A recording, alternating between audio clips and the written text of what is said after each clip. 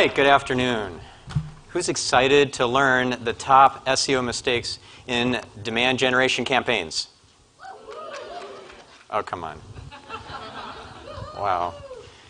Okay, never mind. I'm out. No, let's try this again. Who's excited to learn the top SEO mistakes in demand generation campaigns? Okay. That was okay, actually. All right, here's what I'm going to do. I'm going to have you stand up because this is the after lunch coma. So we're going to wake up. Okay. Has anyone ever done this at a Content Marketing World? Actually, I did it last year, or 2 years ago. Okay, here's what we're going to do. We're going to do a little breathing exercise that's going to wake us up. It's really awesome. I learned it from my wife, who learned it at Nam Yoga. So what we're going to do is I'm going to explain it first. You can follow on in a minute. So first I'm going to breathe in, and then I'm going to breathe in a little bit more, and then a little bit more, and then I'm going to tap, tap, tap, tap, tap on my chest, and then as I'm holding it, I'm tapping, and then let it all out. Okay, ready? Let's do it. Breathe in. A little more. A little more. Tap, tap, tap, tap, tap, tap, tap. Keep holding it. One more time. Ready?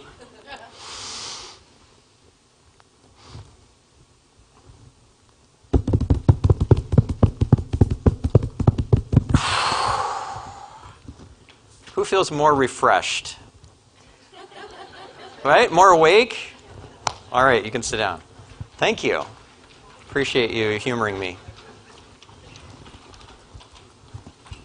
Now, I just have to take a moment here because I need to get a selfie. So give me a moment. Because I want you guys smiling in the photo and, just doing something cool. So if you could just go like this. And look like you're having fun. Yay! Awesome. Thank you. Okay. Now, I am a 3-time author with O'Reilly, and you probably don't care except for the fact that I actually brought books with me. Like, who wants a book? Like, really wants a book? Enough to come and get a book? Like, who really wants a book? Like, seriously? Okay, just waltz over. Okay, enjoy it. You're like, okay, I have one more. Thank you. You're welcome. One more, That's it for now. I mean, you got to earn them, so they'll be. And actually, I'm going to give everybody a free book, but it's not the heavy one that's going to make you go overweight in your luggage. It's this one, and it's electronic. This is the second edition of Google Power Search. This is how to find anything in Google, including confidential business plans of your competitors, forced to research reports that normally cost thousands of dollars. I've even found credit card number files with expiration dates. No, that's not in the book. And that's all for free.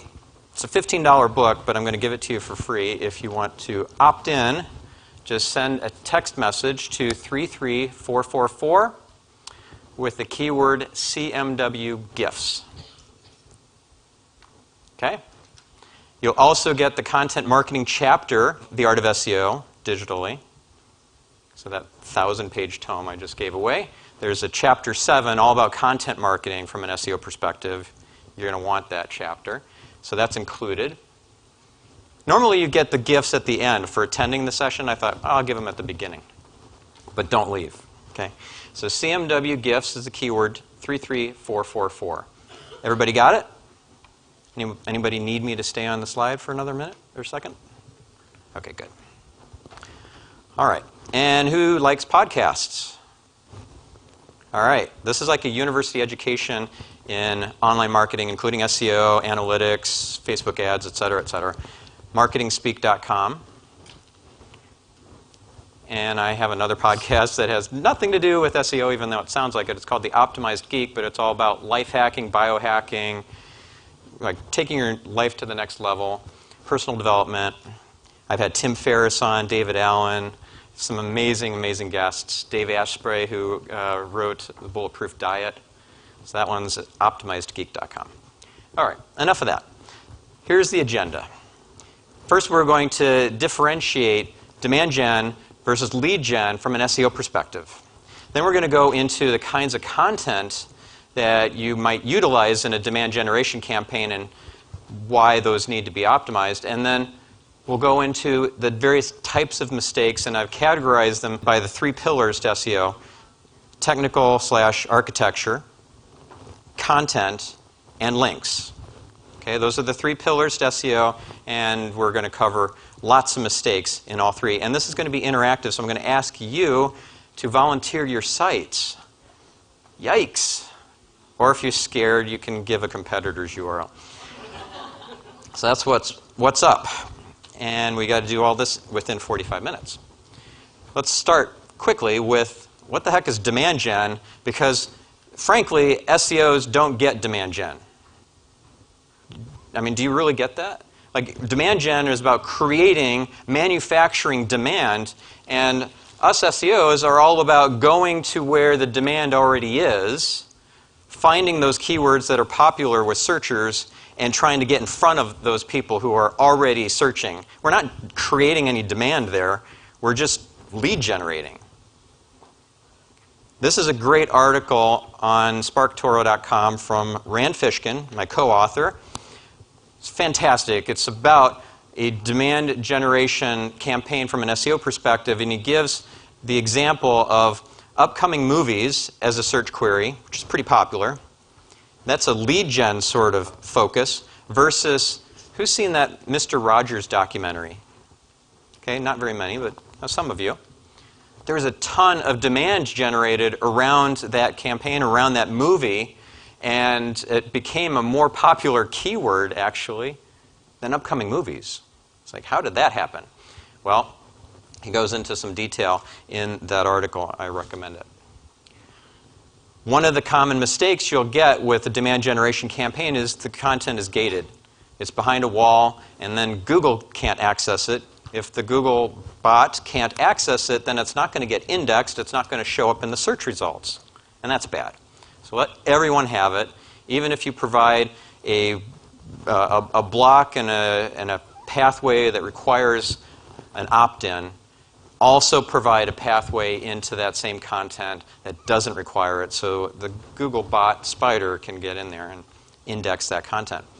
Also, make sure that your customers are aware of it. That's, of course, a topic for another presentation, whether you use a blimp over a football stadium or flash mobs or whatever. You need to get the word out about this amazing demand generation campaign you've created. But what are the kinds of content that you might utilize in a demand generation campaign? So many. There could be videos, listicles, quizzes, personality tests, white papers, blog posts, of course, man-on-the-street interviews, guides, ebooks, workbooks, planners, checklists, lots and lots of different types of content that you can hopefully optimize and then release into the wild. The common denominator across all those content types is that they need to be remarkable. They need to be worth remarking about. If it's not interesting, if it's not engaging, it's not worthy of the attention of your target market, you're dead in the water. So it's not just about your product, your service, your brand. It's about adding massive value. Not just value, but adding massive value. Let me give you a quick example. This is from a friend and industry colleague who wrote this piece for the Build Direct blog. This was a while ago. And what he created was redneck home remodels. Probably that's not something that's highly searched, and you'd have to create some demand around that. Well, he did. He promoted it in social channels. Even, I think, it got viral on Reddit and so forth. And what happened was a ton of links. And this is the interesting thing about links. It's not just going to help this content piece to rank on the Build Direct blog. It's going to help the entire Build Direct site rank. Every page, every product, the entire online catalog. It's like the rising tide that lifts all boats. What was Redneck Home Remodels? It was simply a few hours of work for him to go and curate interesting, jerry-rigged things in the homes of interesting people that were already viral, already out on the internet. All he had to do was curate that stuff, bring it together, aggregate it into a single blog post, get the word out about this, and let the links ensue. But there's so many technical mistakes that can thwart your efforts in demand generation. So this is, remember, the first of the three pillars of SEO, technical/architecture. We'll go into content and then we'll go into links at the end. So technical mistakes, you don't know what you don't know. And this is true for developers, it's true for the marketing manager, it's true for the merchandiser, everybody who is working on the website, the microsite, whatever it is, misses a lot of stuff. Even basic SEO mistakes are made. Here's a basic, fundamental SEO mistake. Not having great title tags, not having a great meta description, not having alt attributes on your images, not having headings, or not having keywords in the headings. These are all common mistakes that make this page not sing to the search engines, not show up well in the search results with a compelling and keyword-rich search listing, the title and the snippet, and thus people don't click, it doesn't rank, the user engagement signals aren't there if people don't click, so it's just a big fail. You also want to avoid having duplicate content. You can create duplicate content inadvertently just by misconfigurations of your website. For example, let's say that you have a non-www version of your site and a www version of your site that both load. One doesn't redirect to the other. Or HTTPS and HTTP, and one doesn't redirect to the other, but they both load. That's duplicate content.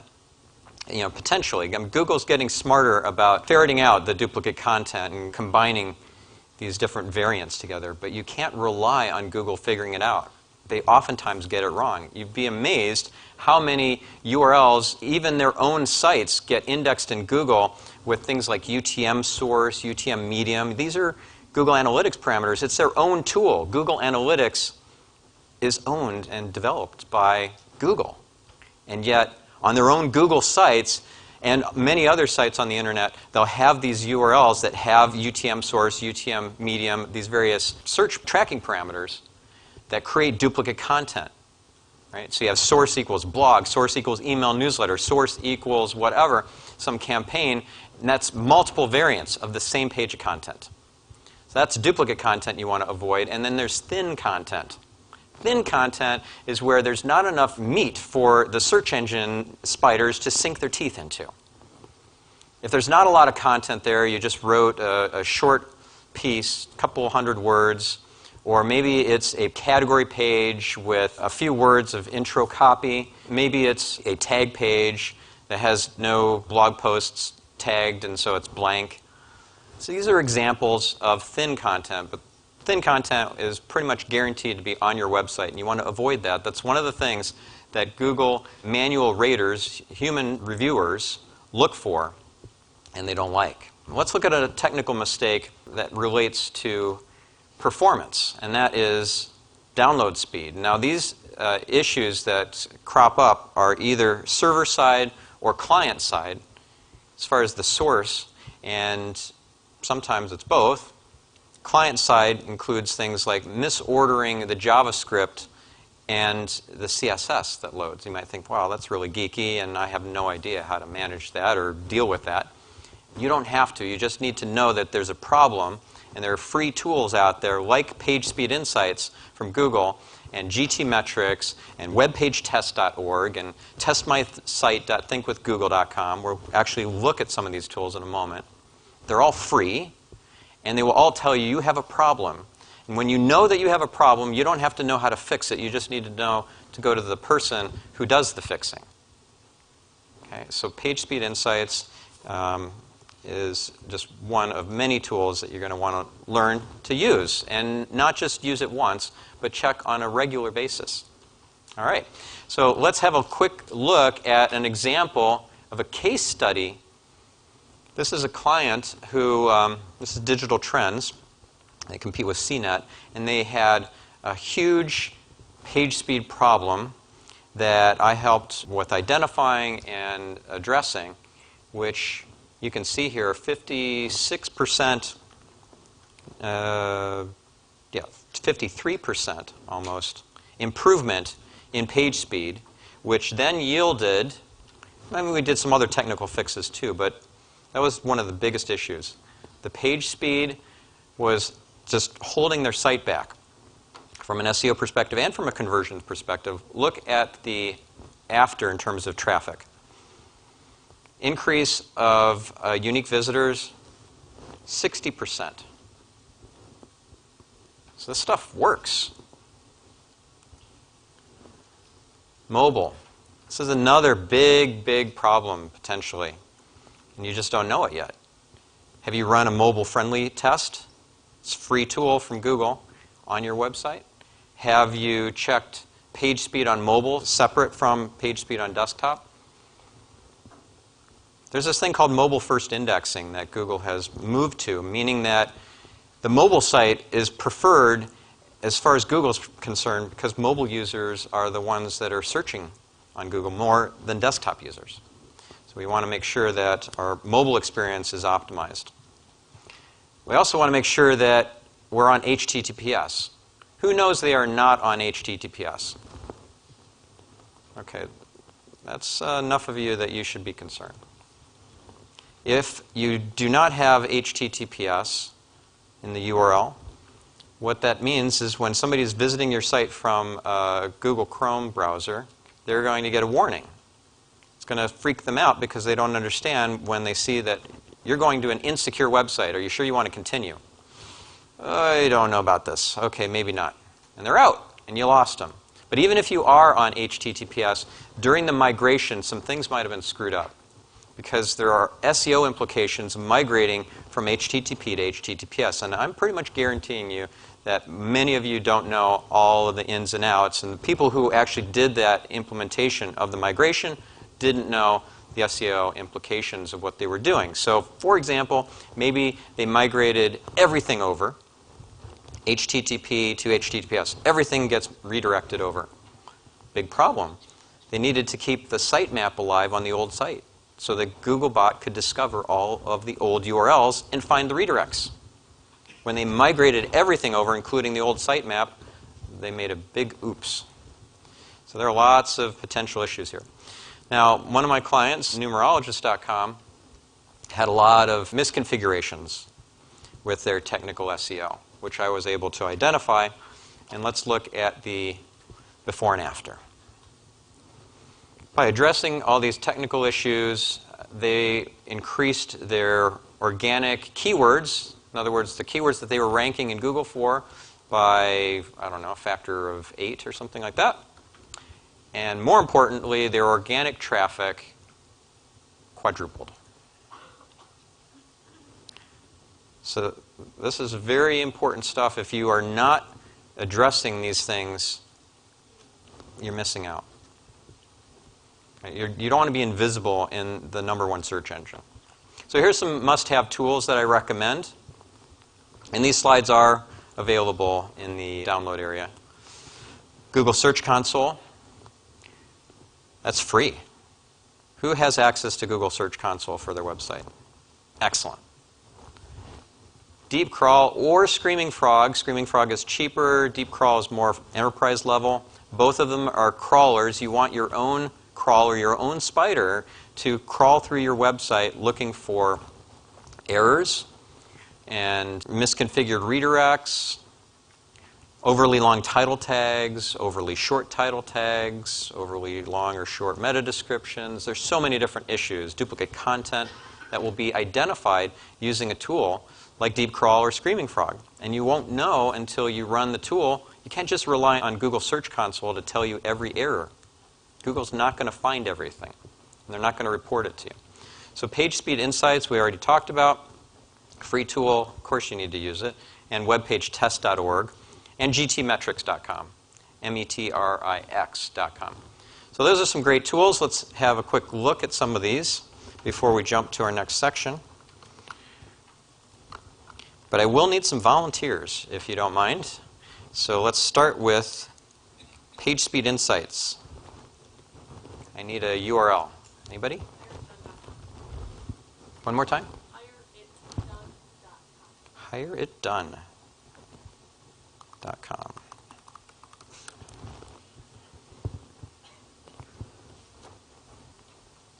This tool is not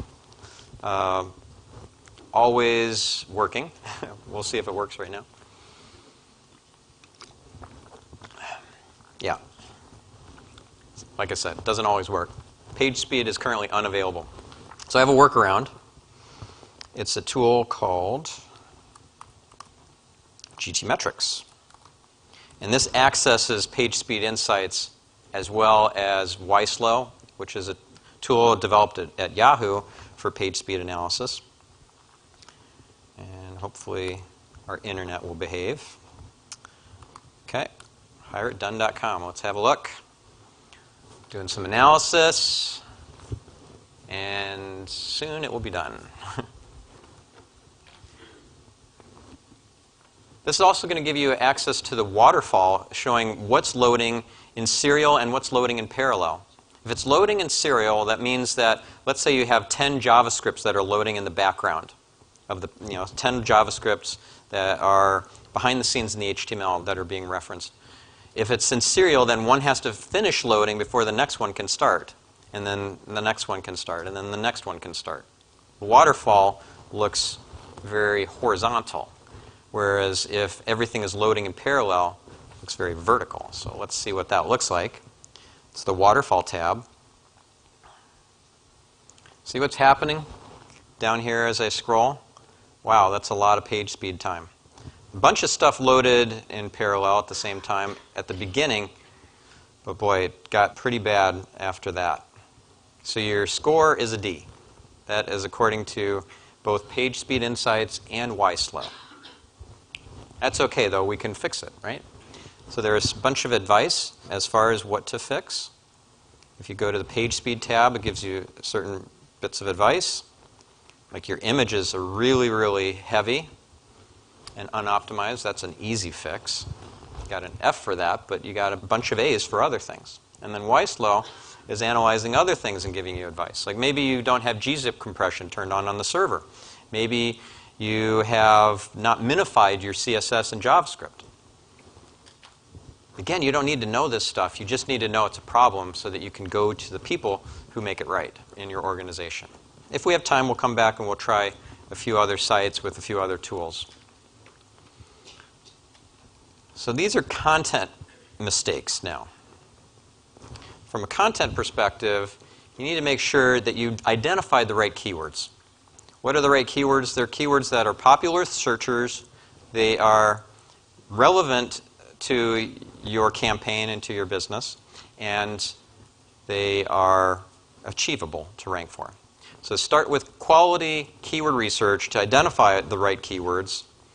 And think laterally, because you don't want to just have, let's say the keyword is lawnmower, okay? You don't want to just be targeting a lawnmower. You want to look at what SEOs refer to as LSI keywords, or just additional topics related to that keyword. For example, grass, weed whacker, lawn care. If you incorporate those sorts of keywords into your content, now you look more comprehensive, more like a fully complete article on that topic. Also, you need to understand your target audience and their interests. Really get inside their head, identify their pain points, incorporate that into the article or the content piece. Identify not just exact duplicates, but near duplicate content, where you haven't done enough paraphrasing, or you're using the same content on multiple sites. You have it on your site, you're using it for maybe a slightly different version that you've syndicated out to other sites, or you've contributed on other sites. You're a contributor or columnist somewhere. You created duplicate content for yourself in that way. So one tip that you might have heard in Andy Crestodina's talk yesterday was to create an evil twin. If you're talking about the 10 best practices, flip it and talk about the 10 worst practices and its biggest mistakes to avoid versus the best practices that will get you to the top of the search engines or whatever the topic is. So not optimizing your content that you're uploading to YouTube. Guess what the number 2 search engine is? Anyone? YouTube, yes. It's not Google, it's not Yahoo, it's not Bing, it's YouTube. So if you're not optimizing, let's say you don't even have a YouTube channel, you haven't uploaded any videos, you are invisible in the number 2 search engine.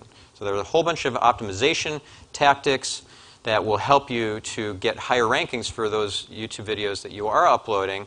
For example, you get an automatically generated transcript, an SRT file by YouTube, but it's usually full of errors. You go in and correct those, and that's all searchable content. You can also upload foreign language translations, also SRT files with timestamps, and now people can watch your videos with subtitles. That's pretty cool, right? Your English language video with Spanish subtitles, German subtitles, and guess what? Now you're ranking for German and Spanish keywords in the number 2 search engine. Pretty cool. Who knew about that? A couple of you. Yeah. So let's talk about it at the end. But you can also Google for the answer. Actually, I've got a resource for you. It's a Search Engine Land article I wrote called YouTube SEO 101, and it does talk a bit more about that. All right. Not making your content evergreen. That's another big problem. If you have mostly ephemeral content, then it's a flash in the pan. We want to take something like, let's say you do a holiday gift buying guide every year, and you put it at a new URL every year, like Holiday Gift Guide 2018. That's a big problem because now next year, in 2019, you're going to start over again with no link equity at that URL that you just created with the 2019 in it. Always keep it a stable, permanent URL. That's the home for that evergreen content that might currently be ephemeral, but you keep updating it, and you keep putting a new update date there, and it becomes evergreen. Also, not leveraging power users or the linkerati. The linkerati are the influencers who actually have the authority and the trust in the eyes of Google. So we need to court them. We need to get them involved, get them as collaborators in your demand generation campaigns. A great article on Search Engine Land I also wrote a while back now, though, is the Social Media Underground, oldie but goodie article. Definitely check that out. Here's an example that I mentioned in that article. A client of mine, overnightprints.com, was looking for out-of-the-box ideas for campaigns that would generate a lot of links. I came up with this one. It was pretty genius, if I do say so myself. It was a business cards for life contest. You could win business cards for life, and you know how cheap business cards are? This was not an expensive campaign. One of the keys to making this successful, to making it go viral and getting a lot of links, was my choice of spokesperson for that campaign. It was Jeremy Shoemaker, a.k.a. Shoe Money, big internet celebrity, internet marketer, and he participated in this campaign for free because we were like designing him a new business card from crowdsourcing and everything. Got a ton of links for my client, and not just the campaign itself ranked, but everything, including their homepage. As you can see, they went to number 2 for business cards, and they were at, I don't know, sub-page 5 beforehand. Pretty amazing. So this stuff works. Here's some must-have tools. Google Analytics and Search Console, of course, but also Ahrefs, SEMrush, and I would throw in some additional tools as well, like Answer the Public, Google Keyword Planner, Suval, Ubersuggest, Google Trends, and Pitchbox. Now, the first 5 are completely free, and Pitchbox is a paid tool. Pitchbox is for link outreach and influencer outreach, and then those first 5 tools are all for keyword research. Let me quickly show you. How many minutes do I have? 15 minutes. Okay, perfect. Let me quickly show you a few of these tools in action, because it's so much more fun when you actually see them working. Can I get a keyword? Volunteer to shout out their keyword to me. Okay, over here? Banner stands, thank you. Is that 2 words or 1? 2. Okay, this guy is pretty funny. He starts picking his teeth after a while. AnswerThePublic.com. And it is in the slides. And the slides are online for you. Here we go. What it's doing is it's scraping Google Suggest. Do you know what Google Suggest is? You just start typing, and you'll get autocomplete suggestions, right? You'll get 10 maximum. Well, here's the opportunity is that if you have a tool that sits on top of Google Suggest, it can scrape a lot more than just the 10 by doing different things like searching for keywords that are questions. Okay, like what are some questions around banner stands? I have no idea right now, but let's find out. I'm going to switch to data view instead of visualization view. There's not a lot of questions for banner stands. This is not a popular keyword. So let's get another example. Propane heater, maybe not the best example. That might be around banner stands. Lighting? Okay. We can come back to banner stands and to propane heaters with a different tool. So lighting. Okay. So I did say this tool was free, but apparently it's only just a little bit free. Damn it. Okay. So we will go to Chrome, and then we'll redo our search. Answerthepublic.com. We'll see if it blocks my IP. So what this does is it gets who, what, why, when, and where type questions, and it puts it in a nice little table for you or in a nice little visual pattern. It's very cool. No! We could use a VPN. Oh, no, never mind. We'll just... Okay, so let's use a different tool, and next time I will pay for that tool.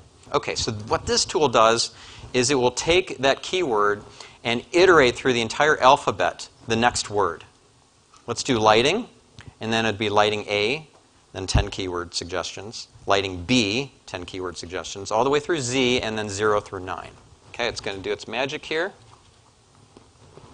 And then, of course, I can export all this, pull it into Excel or Google Sheets or what have you.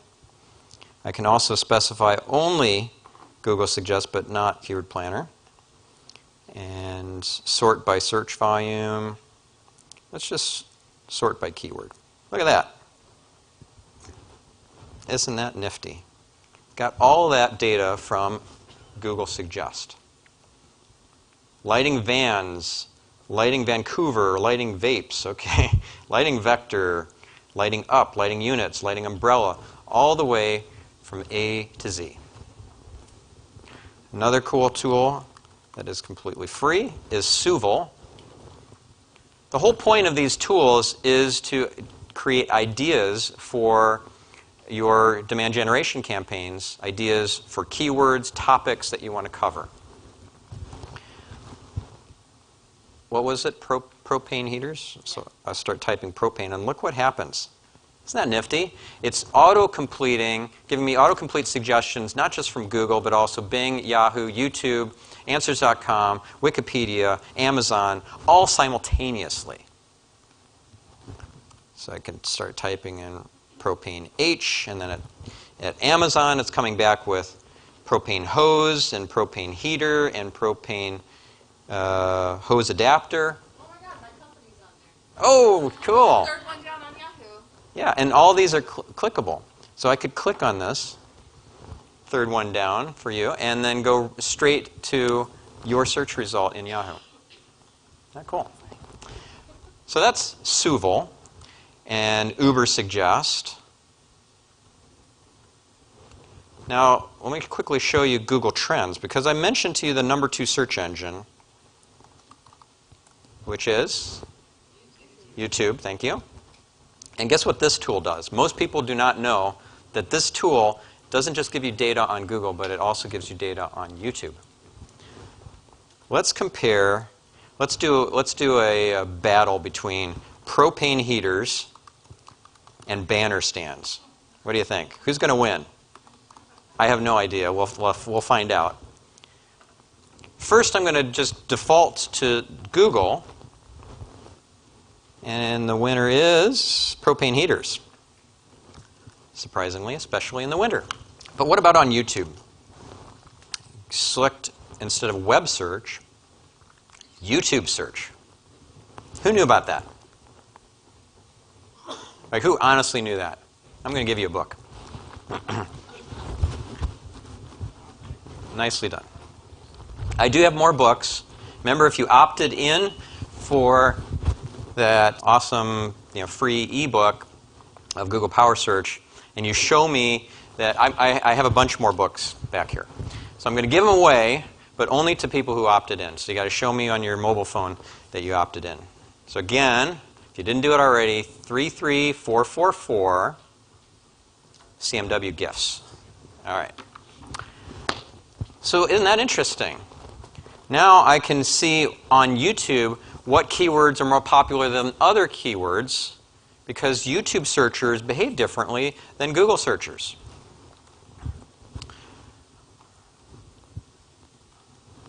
And then finally, the link equity mistakes. These are issues that relate to how you flow your page rank, the link equity, the juice that comes into your site. If you have 404 errors that have acquired links, for example, that link equity gets black holed, gone. It doesn't count. It doesn't help your site. Make sure that you fix those 404 errors. You might have an amazing demand generation campaign that is 4 years old, it got a lot of links, and now it's gone. It's deleted off of the internet, and there's nothing there but a 404 error. What a travesty. Another mistake is hosting content on microsites or other sites, but not transferring that juice that you've earned to your main site. Right, so let's say that you have some genius campaign, like mentosintern.com was a really fun one back in the day. They hired this guy for a summer to just sit in front of a webcam and do nothing other than chat with people who showed up on mentosintern.com, and you can assign him work and stuff. So, because what else is he going to do? Then he went back to school after the summer was over with. Eventually, they took the site down and they didn't redirect it, so that was the first mistake. But then also, even during the campaign, they didn't link to mentos.com. Yeah, so don't do that. Think through, like, what is the future here with those links so that you pass that equity on. Not getting links with your brand mentions. So you get a great brand mention, you get a great article in a newspaper, for example, on the online version of the newspaper website, but there are no links present. I got a client of mine into the Denver Post. It was amazing. They got a full-page article in the Denver Post. I coached them through the whole process. Okay, here we're going to find this article that's relevant, that's recent, and you're going to say something really insightful directly via email to that journalist. And the journalist responded. It was awesome. And then he happened to have a refurbished building that next week doing a grand reopening. And they sent a journalist there to cover it. It was amazing. Not a single link out of that article. Great leads. It was huge for their business, but yeah, no links. Not passing link equity back to your money pages from your popular content. Okay, so you have really amazing link-worthy content, probably on your blog, and you're not linking back to your key money pages, to your top-selling products and services. It's like 3 clicks away from that amazing cornerstone piece of content. What a shame. Also, another mistake is not passing link equity to the killer content on your site, that cornerstone content from authority pages on your site. So that cornerstone content that you worked so hard on, those long-form blog posts, they took hours and hours, original research, etc., and Google's not seeing how important they are because you're not linking to them in a meaningful way. The way that you spend your link equity should be strategic. It should be based on which pages you want to give them the most boost in the search engines. If your top-selling, most important products, services, cornerstone content pieces, etc., are 3 clicks away from the home page, you made a big boo-boo. Here's a quick example, client example, practicalycommerce.com. By rejigging their internal linking structure and passing link equity from the home page and, in fact, from every page in their site nav directly to other subcategory pages that were 2 clicks away and were now 1 after the redesign, they got a nice bump. And as soon as that went live, look at that. You can see before and after. It's immediate. Pretty cool. All right, some must-have tools, Ahrefs, Majestic, Moz, and of course Google Search Console. And then some additional tools I love, but some are expensive, like Link Research Tools. It's my favorite link analysis tool, but it is expensive. BuzzSumo, Follower Wonk, Google Alerts. Let's have a quick look at, in a second here. I will go pull those up. Before we do that, though, I just want to reiterate, you're not only going to get the stuff I told you about, but because you stuck it around to the very end, I am giving you some other free bonuses too, including an implementation checklist and a what's coming in 2019 recording, which I'm going to record next week. And that's all for you who have opted in with the CMW gifts keyword at 33444. Okay. So let's have a look at some of these awesome tools. Let's pull up Link Research Tools. Link Research Tools has this amazing tool in there. There's 24 different tools, but one of them is called Link Detox. What you don't know is that there's this thing called negative SEO that can torch your website, and you didn't even do anything wrong. Your competitors hate you, they want to ruin you, and so they buy really low-quality links from overseas that point to your site, and it hurts your site in Google. And you need to know this, and you need to track this on a regular basis, at least quarterly. There's a tool called Link Detox that will give you a report on your link toxicity. It will triage your link profile. Toxic, suspicious, innocuous. Suspicious links you need to go through one by one and really check to see if they're indeed toxic, and the toxic links, of course, you're going to need to disavow all these toxic links. So this is what a link toxicity report looks like. If you're in the red zone, like this site, you're in trouble. You need to do disavow. You need to do a link outreach campaign to these bad sites that have linked to you and ask them to remove the link. And then you're going to have to get a little nasty when they don't respond and say, I'm going to submit you to Google. So this is something you better respond to. You'll probably get a single-digit percentage responding. It'll be small, but it'll show Google that you put in the effort to clean up the mess. So that's Link Research Tools. And last one I'll show is a super quick one, is Follower Wonk. This is a fun one because you can find like influencers on Twitter just by searching their Twitter bios for, let's say, I don't know, give me an industry. Tax consulting. Let's just do taxes. Or just do tax. This is searching, or I could also add journalist or writer or whatever. I could find those journalists who have the word tax and journalist in their Twitter bio. And we can sort by follower count, by their social authority score, by the age of the account, by number of tweets. And you can reach out to these influencers then. Isn't that cool? All right, so we are out of time. Is that right? Okay.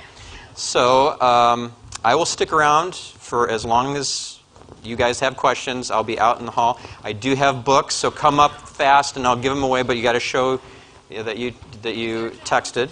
Something with a link to where she went to the link to where you can download the Oh, I actually don't know. What is that URL for downloading the PowerPoint?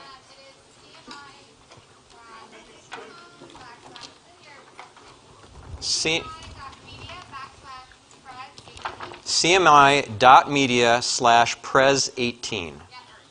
All right. Thank you very much, everybody. All right. Whew. All right. Who wants a book?